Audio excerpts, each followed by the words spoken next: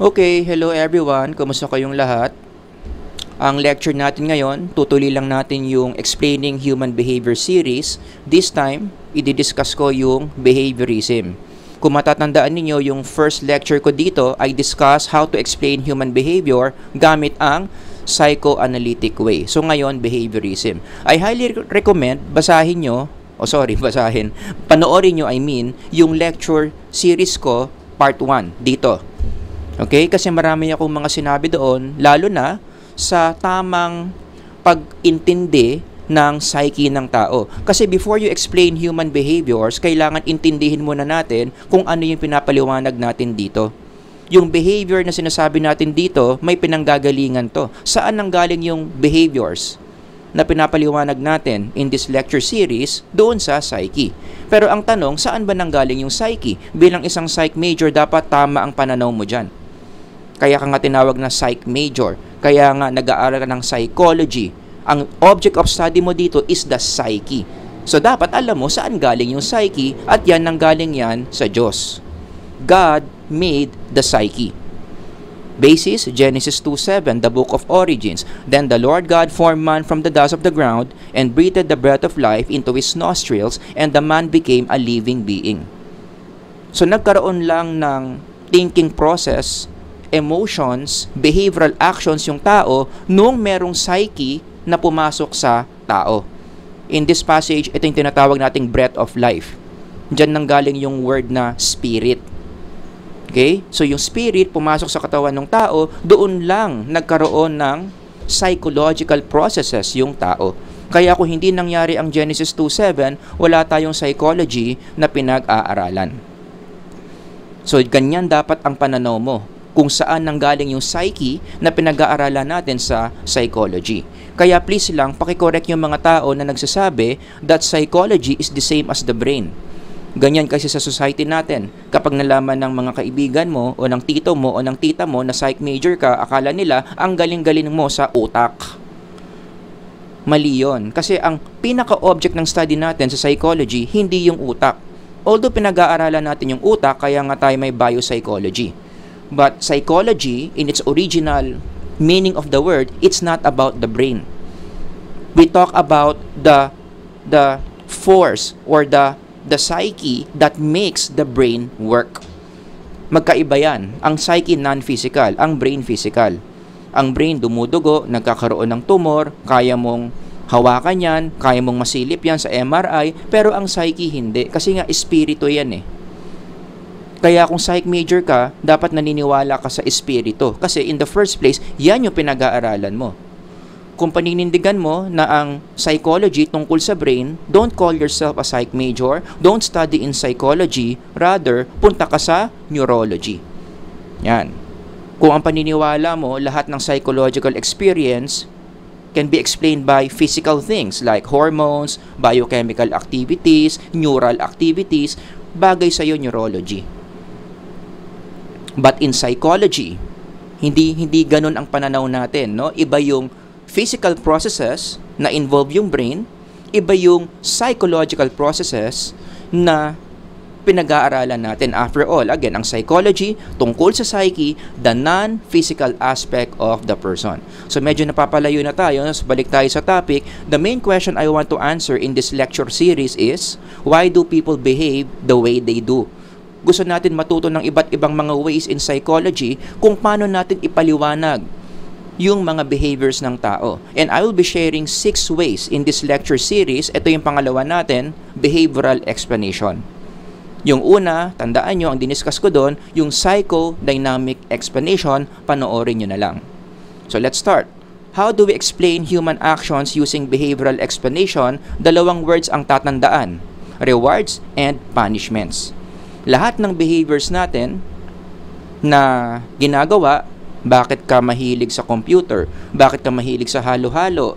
Bakit ka basketball ng basketball? Bakit hindi mo mapigilan yung sarili mo? Nood ka ng nood ng teleserye. All those questions can be answered by rewards and punishments. Ito yung ultimate shapers ng behaviors ng tao. Ang nagpasikat sa idea na yan, of course, would be the big names under behaviorism. Pag-aaralan nyo yan in theories of personality. Nandyan si B.F. Skinner, nandyan si John Watson. I highly recommend basahin nyo yung mga libro nila. It will deepen your understanding kung ano ang epekto ng rewards and punishment sa tao. Okay? Pero mas unahin yung basahin si John Watson kasi siya talaga yung kinoconsider na father ng behaviorism. Siya talaga yung nagpasimuno ng idea of rewards and punishment. Inadapt na lang later yan ni B.F. Skinner. For those of you who are not familiar, John Watson, siya yung ito yung quotable quote niya. Kapag narinig mo tong quote na to, you know it's John Watson. Ang gist nito is, bigyan mo lang daw siya ng mga babies. Kaya daw niyang i-shape lahat ng babies into anyone that he wants the baby to be. So kaya daw niya yung isang baby palalakihin niya as a lawyer, palalakihin niya as an artist, as merchant chief, or kahit daw pulube, or kahit daw magnanakaw. Kaya daw niya i-shape yung baby na lumaki na magnanakaw. Bakit? Bakit para kay Watson ganyan kadali mag-shape ng human behavior? Because for him, it's just a matter of right environment. Keyword yan sa behaviorism, environment. Ang nag-shape sa atin, yung environment kung saan nandun tayo. Yan yung pinagkaiba ng behaviorism sa psychoanalytic. Ang psychoanalytic, wala masyadong environment. We talk about psychological things inside the unconscious. Diniscuss ko yon sa first lecture. Pero sa behaviorism, kaya ka ganyan, kaya ka naninigarilyo, kaya ka hindi naninigarilyo, kaya ka naniniwala sa Diyos, whatever, may kinalaman ang environment dyan. Specifically, anong ginagawa ng environment sa atin? Yung environment, patuloy tayong binibigyan ng rewards and punishment that shape our behaviors. Yan. Kaya dito papasok yung rewards and punishment. Anong ibig sabihin ng reward? Sa Tagalog, masarap. Or pabuya, tama ba? Reward. Anything that gives you pleasure can be considered as a reward. Nasarapan ka, nagkaroon ka ng peace of mind, sumikat ka, nawala yung sakit ng ulo mo, ano pa ba? Masarap yung kinain mo, all those things na basta masarap, makes you feel good, made you feel happy, can be considered reward. Punishment, baliktad. Anything that gives pain or discomfort. Masakit ulo mo, napahiya ka, or ginalit ka, or na-disappoint ka, lahat ng bagay. Whether physical or non-physical or psychological, basta hindi maganda sa feeling mo, can be considered as punishment. Okay? So, ang sabi ng behaviorism, itong rewards and punishment na to, ito yung nag-shape sa mga behaviors natin. Rewards make us do things, punishments make us avoid things. Simple. Kung psych major ka, gusto ko i-memorize mo to word for word. Let me repeat. Rewards make us do things, punishments make us avoid things. Kapag may ginawa kang behavior, tapos pag ginawa mo yun, nakakakuha ka ng reward, most likely, uulit-ulitin mo yung behavior na yon. Bakit ka may mga behaviors na hindi ginagawa? Kasi may iniiwasan kang mga punishments. Some examples, para makita nyo yung how this principle works. Bakit may mga tao addict sa computer gaming? Kaway-kaway dyan, yung mga nag-online gaming na hindi nyo mahinto mga sarili ninyo. Alas 3 na kayo natutulog, nagsimula kayo 8 a.m. O, diba? Ganyan kayo ka-addict. Bakit? Kasi maraming reinforcements or rewards, maraming rewards ang nakukuha from playing these games. Tuwing nilalaro mo yung online games, you feel excitement. Feeling mo ang galing-galing mo, may sense of accomplishment ka. Nawawala yung stress mo sa buhay, nalilimutan mo yung problema, nalilimutan mo na naghiwalay yung mommy at daddy mo, nalilimutan mo yung galit mo sa kapatid mo, nalilimutan mo yung idea na malapit ka nang bumagsak sa college. Yan. What else? Isa pang rewards when you play these games, no? Yung friendship. Lalong tumitibay yung friendship nyo, nagkakaroon kayo ng samahan. Nagkakaroon kayo ng bonding with your friends. Pareho kayong sumasaya doon, pareho kayong nagse-celebrate kapag nanalo kayo sa isang game, pareho kayong nangaasar ng mga natalo nyong mga players. All these things are rewards. And again, anong sabi dito? Kapag ang isang behavior, ginagawa mo, tapos nakakakuha ka ng rewards, most likely, gagawin at gagawin mo yan. Yung kabaliktaran naman, punishment, no? Bakit may mga estudyante ayaw pumasok sa eskwelahan? Hindi naman lahat. But sure, may mga students na hirap na hirap pumasok sa school. How would behaviorism make sense of that? Kasi ang daming punishments that these students experience. Like what? Pupunta sila sa school. Ang boring ng teacher. Lalong-lalo na ngayon, sa age of social media, everything has to be entertaining. Yung teacher, hindi siya entertaining, wala siyang video, wala siyang mga pakulo, wala siyang mga laro, ang boring niya magsalita, monotone. So, feeling niya, bored na bored siya sa eskwelahan. So, yun, punishing experience yun. Inaantok lang siya. Boring na nga ang hirapan ng lesson, hindi niya makuha. Wala siyang maintindihan sa sinasabi ng teacher niya. Mahirap na nga, nagpa-quiz pa. At dahil wala siyang naintindihan, kasi nga, mahirap yung lesson at hindi siya nakikinig kasi nga bored siya, bumagsak pa siya sa quiz. At nung nalaman ng teacher na bumagsak siya sa quiz, pinagalitan pa siya. Nainis pa siya sa teacher. So, i-add mo lahat ng punishment na yan, most likely ang estudyante ayaw pumasok sa school. Kaya yung mga students na after ng lunch break, meron pang extra time, meron silang next subject. Ano yung magic question nyo? After lunch break, magtatanungan, tarasan tayo. Merong dalawang options. Option 1, pwede pa silang maglaro ng computer game. Option 2, pwede silang pumasok ng maaga sa eskwelahan. Anong ipe-predict ng behaviorism? Students will go to the behavior that will give them more rewards. Yan yung rule sa behaviorism.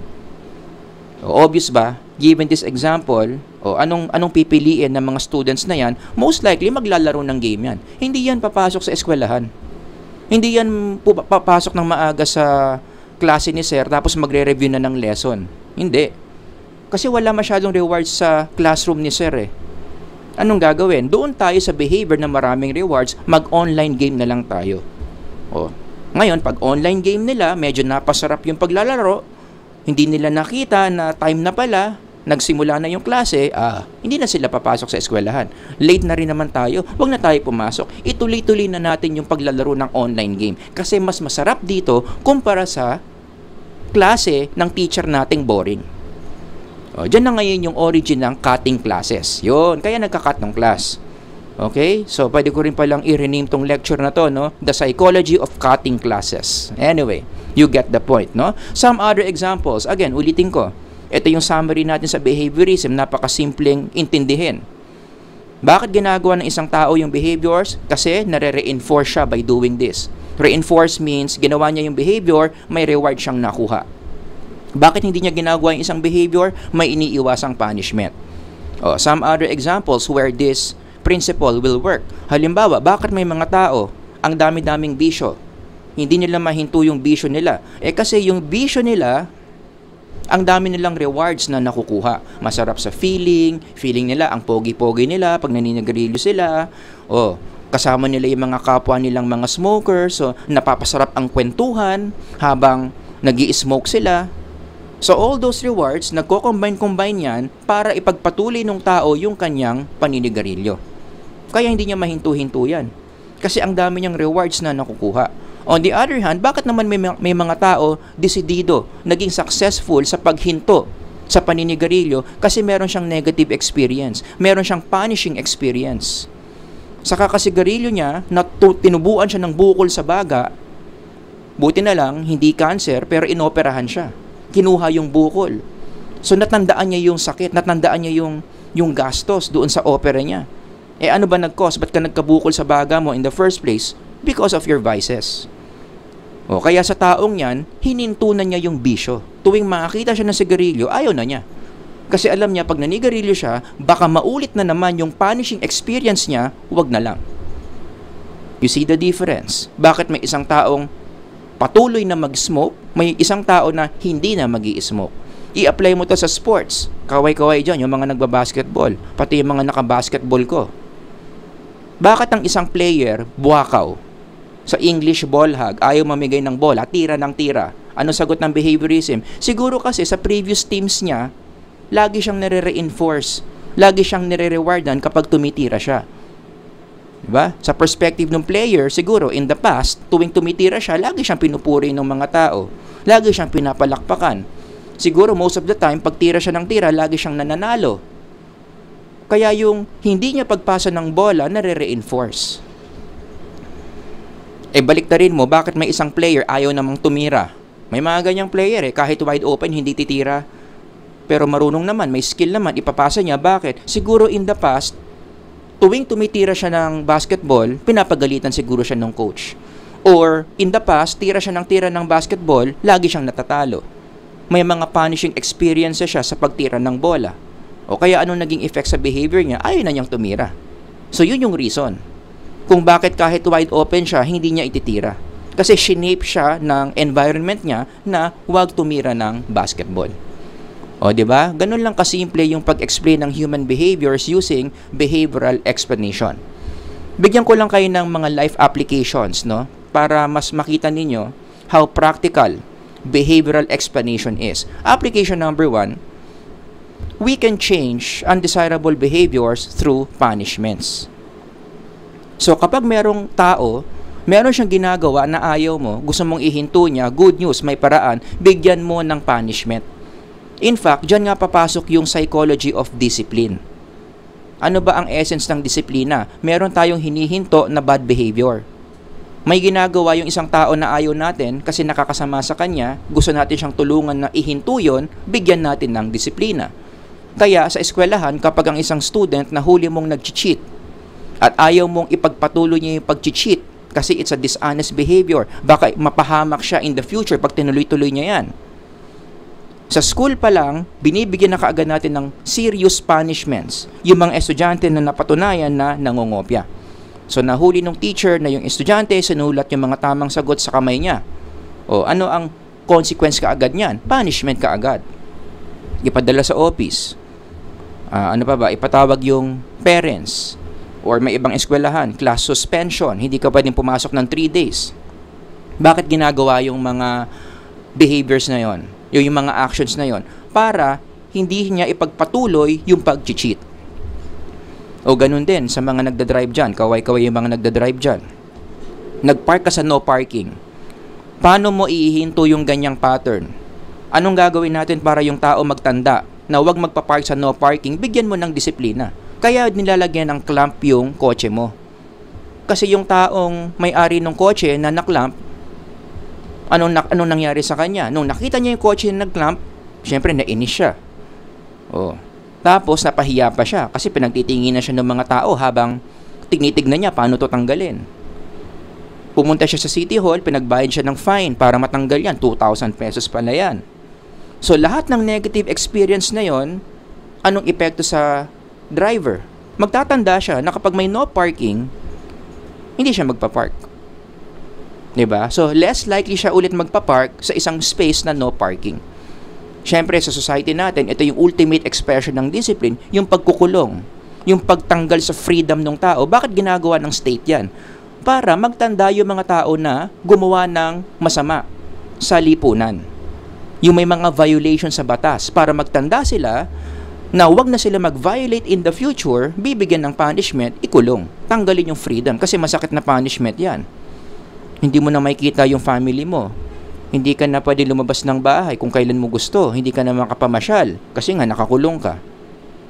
Bakit ginagawa yan? Para paglabas nila, magtatanda sila na huwag na silang mag-violate ng batas. Okay? So, yan yung tinatawag nating discipline in connection to behavioral explanation. Kaya, given this, gusto ko lang din i-connect ito sa pagdidisiplina sa mga bata or even teenagers, young people in general. Yung mga nakikinig sa akin ngayong mga young people, kapag dinidisiplina kayo ng magulang ninyo or anyone who is in authority, huwag sasama ang loob ninyo. In a way, dapat nga ma-flatter pa kayo Bakit? Because most of the time, when an authority disciplines you, it means that authority, whether that's your parents or your teachers or even God, loves you. Love and discipline, they go together. Kasi may maling idea na kumakalat na kapag may tao, dinidisiplina ka, binibigyan ka ng mga harsh treatments, binibigyan ka ng discomfort, suffering, automatic hindi ka mahal. Automatic, bad trip sa'yo. Hindi laging ganon. There are times, these people care so much for us. Ayaw nilang ipagpatuloy natin yung bad behaviors natin kasi ikakapahamak natin. Anong ginagawa nila? Tinutulungan nila tayong ihinto yung bad behaviors na yon through discipline. Kaya ang implication nito, pag may isang taong dumisiplina sa'yo, most likely mahal ka niyan. Kaya ka binigyan ng disiplina, kaya ka grounded ng parents mo, kaya ka pinagbawalan lumabas ng parents mo, tinutulungan ka nila to be a better person para magkaroon ka ng mas magandang character. Di ba sabi nga ni Solomon yan, no? He who spares the rod hates his son. Mas hindi ka pa nga mahal pag wala kang disiplina. Doon ka matakot. Parent mo, hindi ka dinidisiplina, baka hindi ka mahal niyan. But he who loves him, disciplines him diligently. You see how love and discipline go together. Nasa iisang sentence. Love equals discipline. Kaya kung ganyan yung pananaw mo sa pagdidisiplina, hindi sasama yung loob mo Diba? Karamihan ng mga tao pag dinidisiplina, bad trip, magdadabog, magraran sa social media. Bakit? Mali yung pananaw sa disiplina. If you see discipline that way, my mom, my dad, dinidisiplina ko kasi mahal nila ako, dapat ang reaction mo nga, Mommy, Daddy, salamat sa pagdidisiplina. Salamat sa concern. Salamat sa desire na gusto mo akong mas maging mabuting tao. Kaya ulitin ko, hindi lahat ng pain or discomfort is out of hate. Please lang. Hindi porkat dinidisiplina ka, ibig sabihin galit sa'yo ang parents mo. Dinidisiplina ka kasi mahal ka ng parents mo. That's the healthy way of looking at discipline. Even God. May mga tao kasi nagiging atheist, nagagalit sa Diyos pag dinidisiplina sila ng Diyos. Pero kung ang tingin mo sa disiplina ng Diyos, kaya ka dinidisiplina out of His love, mag-iiba yung take mo towards God. For the Lord corrects those He loves, just as a father corrects a child in whom He delights. Diba? Mas masisense mo ngayon na, God loves me. Why? Because He disciplines you. Ayaw kanyang mapahamak. Ayaw niyang ituloy-tuloy mo yung bisyo mo. Ayaw niyang ituloy-tuloy yung kasalanan mo because He knows, if you do, pag tinuloy-tuloy mo yan, pwedeng maraming masira sa'yo in the future. Masira pangalan mo, masira pamilya mo, so on and so forth. God cares through discipline. Application number 2, let's sustain good behaviors with reinforcements or rewards. So ito kabaliktaran. Kapag meron ka namang behavior na gustong-gusto mong ginagawa ng isang tao at gusto mong ituloy-tuloy niyang gawin yon, what do? Bigyan mo ng reinforcements. Bigyan mo ng reward. Halimbawa, yung mga malls ginagawa sa atin yan without us realizing it. Yung SM, nag-a-apply ng behaviorism yan. Tuwing bibili ka sa kanila ng mga goods, bibili ka ng appliance, bibili ka ng damit, bibili ka ng kung ano-ano sa SM. Paano i-reward ng SM yung behavior mo na bumili ka sa kanila? May advantage card. Yan yung idea ng advantage card. You buy this much, you will get this reward. Usually points. At yung points na yan, convertible sa cash. Na pwede mong later on in the future ipambayad para yung total bill mo mababawasan. Diba? Simpleng rewards yan That's behaviorism. Ina-apply ng SM yan. Kahit ang BDO, ina-apply yan. Kaya meron silang rewards card. Diba? Para tuwing uutang ka, pag umutang ka, at gusto nilang umutang ka ng umutang, bibigyan ka ng rewards. The more na ginagamit mo yung card nila, the more na umuutang ka, the more na sinaswipe mo yan, may rewards ka. Kaya, nasi-shape ka na swipe ng cards nila. Diba? Ganun din sa buy one, take one. Ito, napaka-obvious naman ito Ano yung behavior dito? Yung buy one. Ano yung rewards yan? Di yung take one. Para yung tao, buy one ng buy one, anong gawin mo? Bigyan mo ng take one ng take one. Reinforce the buy one. Kaya kapag itong shop na to, ino-offer to, tapos may katabi siyang shop, pareho lang sila ng binibenta, pero wala siyang buy one, take one. Sino mananalo? Di yung shop na may buy one, take one. Malulugi yung shop na katabi niya. Kasi doon walang take one, walang reinforcement. Dito meron. Dito bibili yung tao. Yan. Ganyan ang mga strategies kung paano ina-apply ang behaviorism. Specifically, reinforcements or rewards. Pwede rin i-apply ito sa relationships. Diba? Kung gusto mong mas maging malakas, mas maging positive, yung mga relationships mo with people around you, your family, your friends, your workmates, anong gagawin mo? I-reinforce mo yung relationship mo with them. Anong ibig sabihin ng reinforce the relationship? Bigyan mo ng mga magagandang bagay yung mga taong karelasyon mo. Bigyan mo ng time, care, food. O, ilibre mo naman paminsan-minsan. Hindi yung ikaw laging nagpapalibre. 'Di ba? Bigyan mo ng love, bigyan mo ng support pag may problema. Mag-ipon ka ng jokes, patawanin mo ng patawanin. O, ipon ka ng pera para makabili kayo ng mga positive experiences. Dalhin mo sa Tagaytay, mag-coffee kayo doon. Pumunta kayo sa Star City. Sakay kayo ng roller coaster hanggang magsuka kayo doon. Diba? All those things are positive experiences. All these things are good things. At the more na ginagawa mo to sa mga taong karelasyon mo, ano nangyayari? Mas lumalakas, lumalalim yung samahan. Mas nagdi-deepen yung friendship. Kaya ang Biblia naniniwala din dyan eh. Anong sinabi ng author ng Hebrews about how we should relate with each other? Let us be concerned about one another in order to promote love and good works. Yung pagiging concerned sa isa't isa, yung pagpapakita ng love and good works sa isa't isa, pampalalim ng relationships yan. Kaya kung may relationship ka ngayon na feeling mo hindi nag-grow, parang lagi na lang kayo away ng away, lagi na lang kayong naiinis sa isa't isa, one reason, sasabihin ng behaviorism, baka kulang ka sa reinforcement. Kulang ka sa pag-show ng concern. Kulang ka sa pag-show ng love and good works. Oh. Kaya in connection to that, no, ibalik ko lang dito. Baka meron ditong may ganitong pinagdaraanan, bakit hindi na nila ako friend? 'Di ba? Na-realize niyo ba 'yon or na-feel niyo na ba 'yon before? Meron kang mga taong ka-close dati, lumipas ang mga panahon, parang hindi na kayo ganun ka-close, parang nalimutan ka na nila. And whenever you think of that, nag-e-emote ka. Nakatitig ka dyan sa bintana ninyo. Oh, meron ka pang background music na malungkot. Tapos, you wonder, ano nangyari? Bakit hindi na nila ako friend? Bakit sila na lang yung nag-uusap?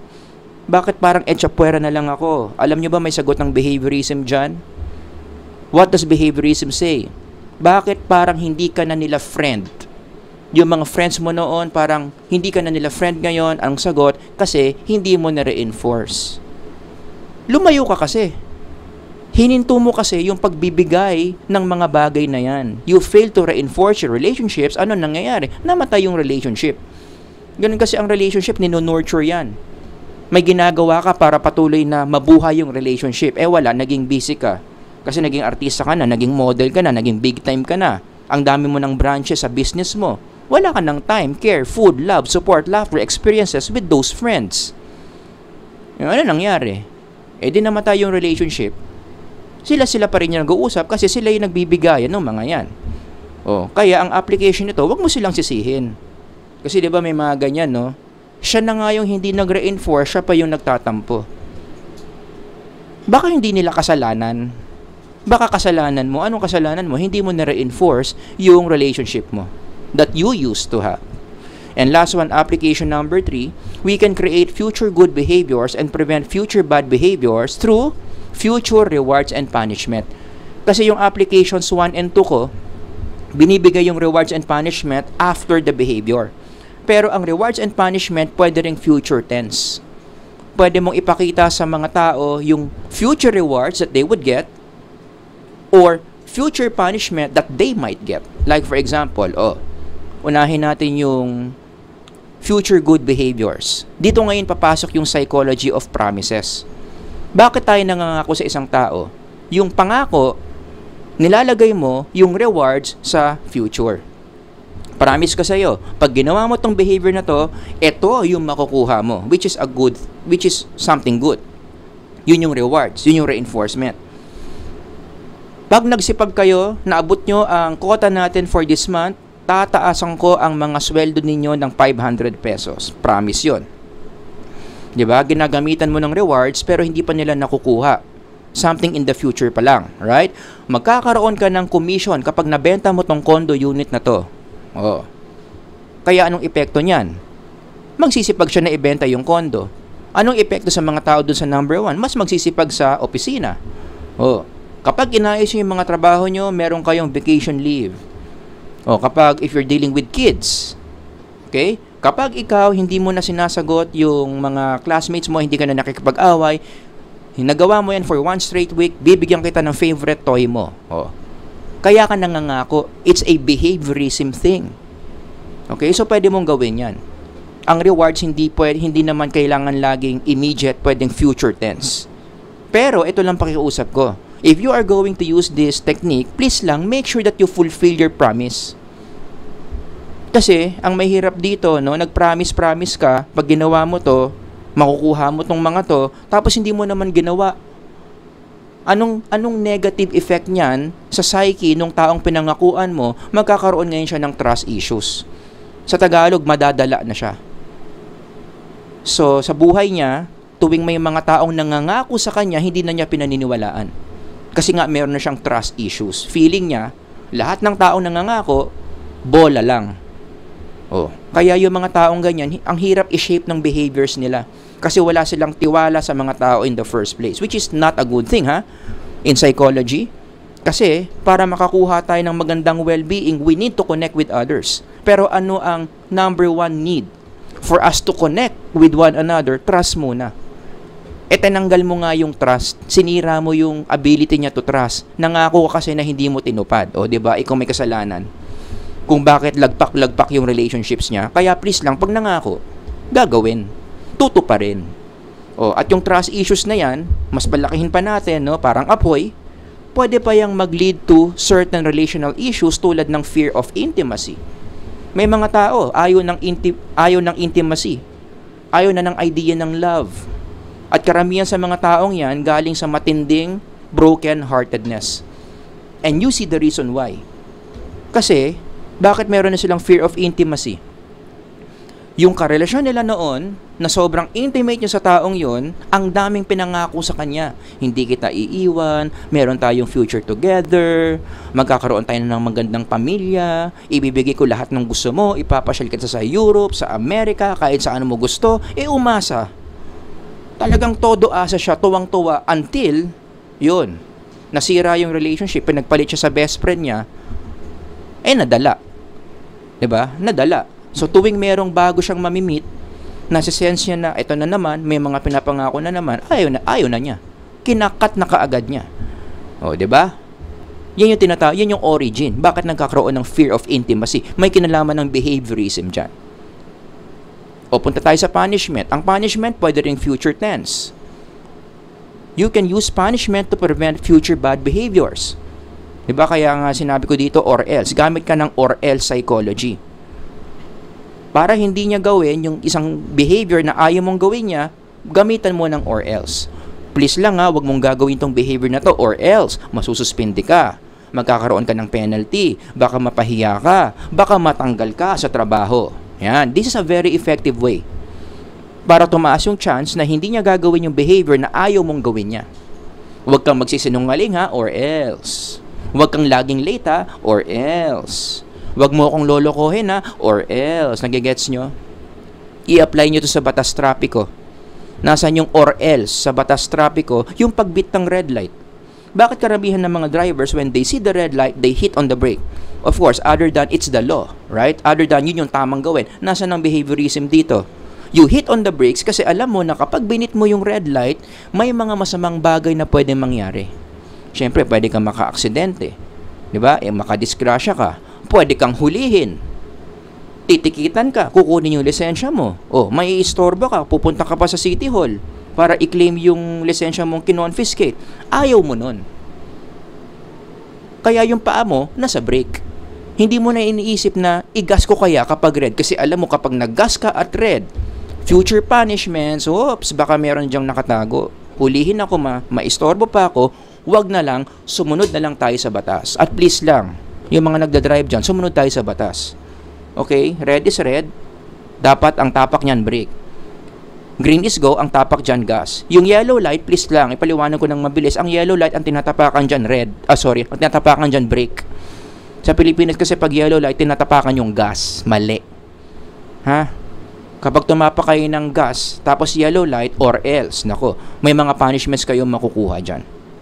Kahit nga ang Diyos gumagamit ng or else Kaya ako confident ako this works. Even God used this.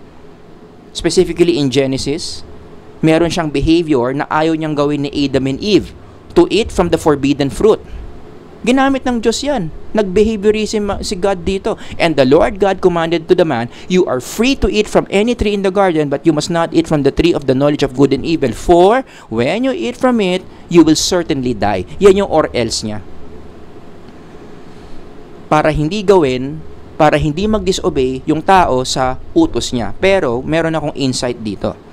For those of you who read the Bible, alam nyo naman yung nangyari, no? Dito sa Genesis.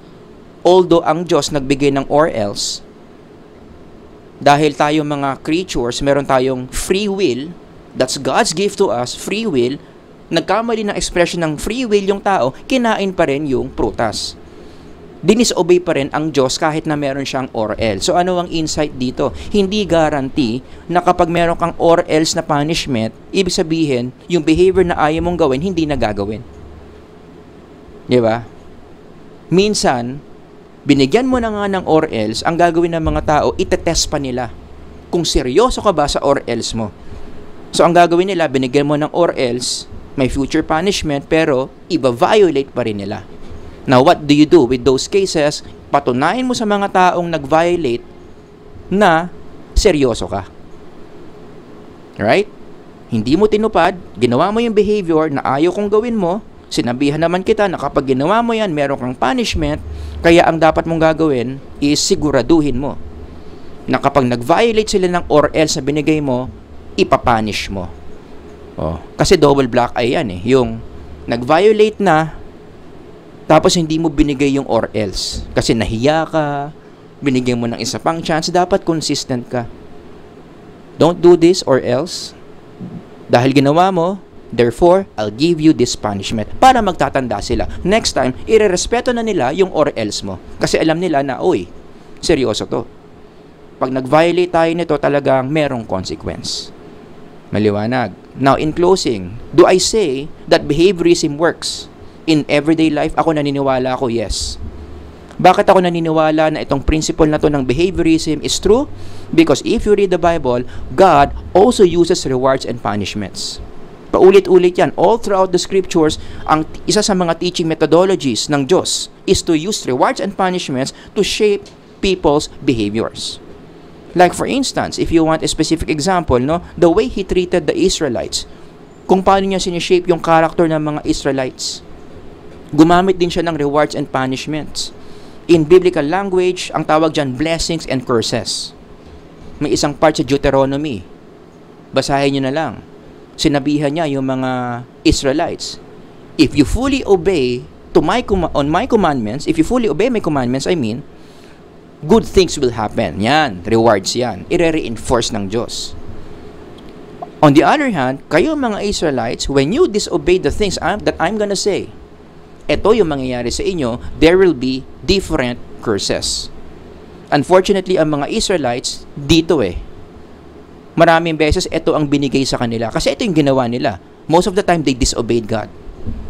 Kaya if you study the Old Testament, ang dami-daming instances in Israel's history, the history of Israelites, ang dami nilang curses na na-experience. Kasi mas mahilig silang mag-disobey compared to obey. And God, being the master psychologist, was very consistent. Talagang every time na may malaking disobedience na ginawa yung mga Israelites, talagang pinarusahan niya. Wala na lang tayong enough time to discuss all those punishments, no? But God was consistent in giving punishments. And why is God doing this? Because He knows what He's doing. Because He knows that behaviorism, itong ganitong principle, is effective in shaping human character. Kaya ang isa pang side comment ko dito, no, si John Watson kasi, tsaka B.F. Skinner, mga atheist, hindi raw sila naniniwala sa Diyos. Pero yung mga sinasabi nila, yung mga theories nila, mukhang kinopy lang nila sa Diyos na hindi nila pinaniniwalaan. Diba? Even before John Watson, even before B.F. Skinner, yung mga ideas nila, ginagamit na ng Diyos na hindi nila pinaniniwalaan. Diba? How shameful is that? No? Anyway, so in summary, ito yung mga lessons natin for today. Change undesirable behaviors through punishments. Sustain good behaviors with reinforcements. Pwede mo rin gamitin yung rewards and punishment, future tense, to control people's behaviors. Okay, so very fruitful naman siguro yung mga na-share ko sa inyo about behaviorism. Sana natuto na kayo. How do you explain human behaviors using behaviorism? Ang keywords lang dito, rewards and punishment. Sana marami kayong natutunan. Sir Howard here. Hanggang sa susunod na lecture. God bless everyone. Bye-bye.